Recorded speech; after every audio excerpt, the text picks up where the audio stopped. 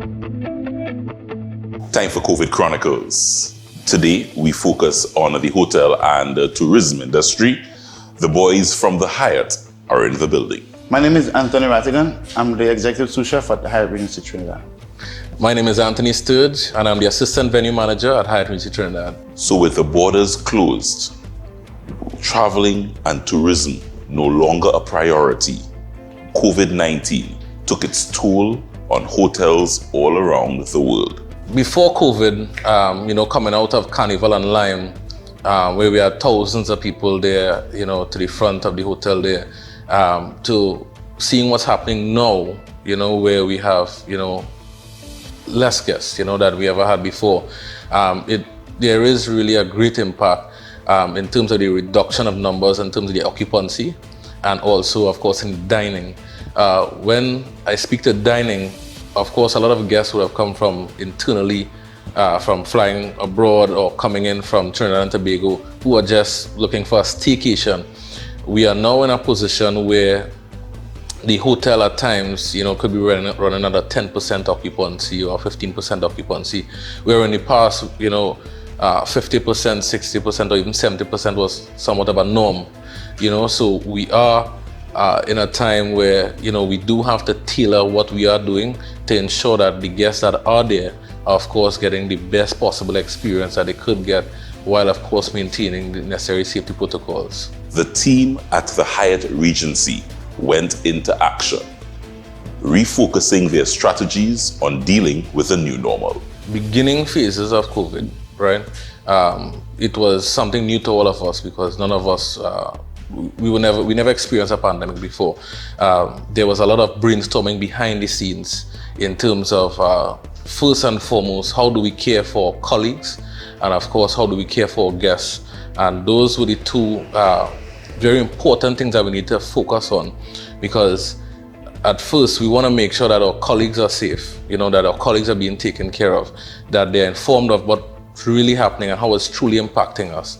And then, of course, informing our guests via means of social media, through websites, and even reaching out via phone calls to really touch base with our guests to let them know that we are still here and we are doing everything in our power to ensure that we remain safe. We have to tailor the menus as well, because knowing that not majority, but pretty much all the guests we have here right now are locals. So we created menus with more local influence to ensure that the guests really get what they need. We also had challenges with overseas bringing goods in.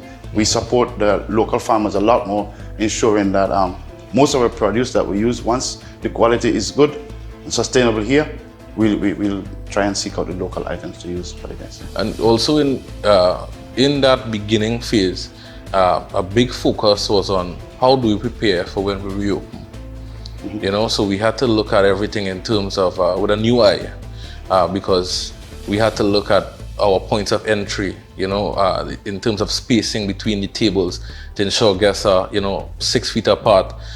We also had to look at sanitation stations, washing stations, and different things like that. That was a point of focus for us coming into this entire situation, because we needed to see what is the way out of it.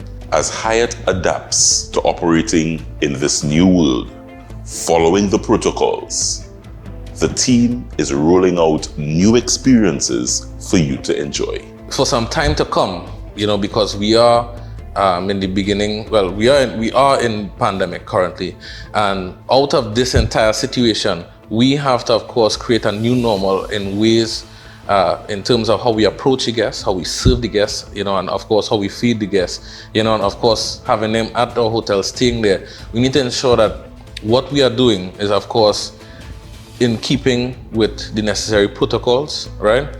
That is, of course, put forward by the government and the World Health Organization and Hyatt corporate as a whole. So this is actually going to be the normal for quite some time. But it doesn't mean that you can't enjoy yourself in the new normal, We will, of course, provide different activities that you could, of course, enjoy yourself. for guests that are coming to stay with us. Of course, when we were open for in-house dining, we provided different activities that they'll be able to participate in. We had a movie night. We even reached out for first time ever doing a sushi making class and also a cocktail making class. So actually, the guest that actually is coming to stay now is actually getting a more enhanced experience because of the measures that have been put in place. It has caused us to think outside of the box and develop new strategies to develop our, of course, culture and, of course, the guest experience. As Anthony mentioned, it's going to be here for a while, and it's something that we all have to adapt to as long as we follow the protocols. And going back to what he said, the activities and stuff that we offer, we also had pizza classes going on. We created happy hour menus for guests who just want to come and dine and sit at the waterfront. Previously, people were questioning if we still have these activities, even though that we restrict on in-house dining. Yes, we do. We still offer these menus for the guests who are staying in-house. So as long as we follow protocols, I think we'll be able to get through this successfully and set the trend for others. Whatever happens, Anthony Sturge is confident the industry will survive this pandemic. In the end, I believe that the industry as a whole is one that's sought after by many because we as human beings, of course, we desire to, of course, go out, have a good time, to enjoy ourselves. So, of course, I believe the hotel and tourism industry as a whole would survive this entire situation. Are there changes that are going to be made? I believe there are going to continue to be changes.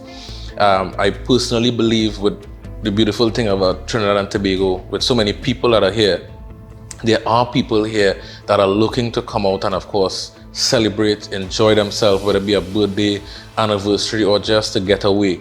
So we do have a market that is willing to come out and, of course, enjoy themselves. And I believe the time is here now for us to tap into that market and be able to tailor what we provide to their needs to ensure that they come to Hyatt and, of course, have the best possible experience that they could have. Anthony and the entire Hyatt team are committed to excellence, committed to serving you, and can't wait to welcome you back. We are going to do everything in our power, and we are, to put out the best possible product that we can on the market. And with the team that we have, the passionate, the energetic, the fun atmosphere of caring for people so that they could possibly be their best, we believe that we'll be able to put forth something that will be able to win the hearts of the people in Trinidad and Tobago to come and spend time with us here at Hyatt. We have, in the past couple of months, done, I think, a lot in terms of the celebration of people.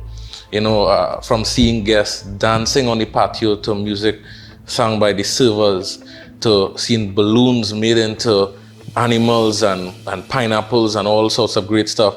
And to see that passion that comes out from someone to really celebrate someone on another level that you haven't seen before, it really speaks to the intent of the colleagues that are working at Hyatt, because we really want every guest that comes here to really have the best possible experience. And we believe that once we keep on putting that best product forth, we believe that when things begin to turn around, we believe that we'll be the preferred choice, that people will be sought after by many to come and enjoy or just to spend time because they've heard such great remarks about the things that we're doing at Hyatt. What I'd say to all of the Hyatt Regency Trinidad fans is that we love you all. We have great food still available. You could get it via pickup, right? You could come and get it via delivery, via the necessary apps. You have food drop, you have weeds available right now. You could also come in, right? A lot of people don't know. You could come and spend some time in the hotel and celebrate with us, and we'll bring your food to your room. You could have breakfast in bed. We have great breakfast platters, great sushi, amazing pastas, and don't forget we also have shark bites too. We have shark bites. A lot of local treats. A lot of local treats. And we'd love for you all to come down and of course experience this.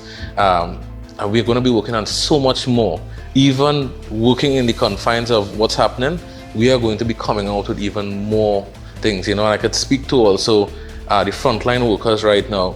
all of the frontline essential workers, right? Currently, we're doing a 50% discount for them. So frontline essential worker wants sushi from Hyatt, they could call up and they could get 50% off. And this is the second time. And this is us just trying to show care, right? That we care for all of the frontline essential workers. And, you know, to everyone else who, of course, wants to order something from our menu, we have a 35% off on our Hyatt Express menu currently, where you could order a sandwich, you could order a lasagna, you know, and the lasagna isn't small. It's a pretty decent size. I saw it the other day. It's really a really nice size, which I brought one for Joe, you know. But yeah. But, you know, we love you all and we look forward to celebrating with you all again. COVID Chronicles is brought to you by the National Gas Company, at the forefront of energy.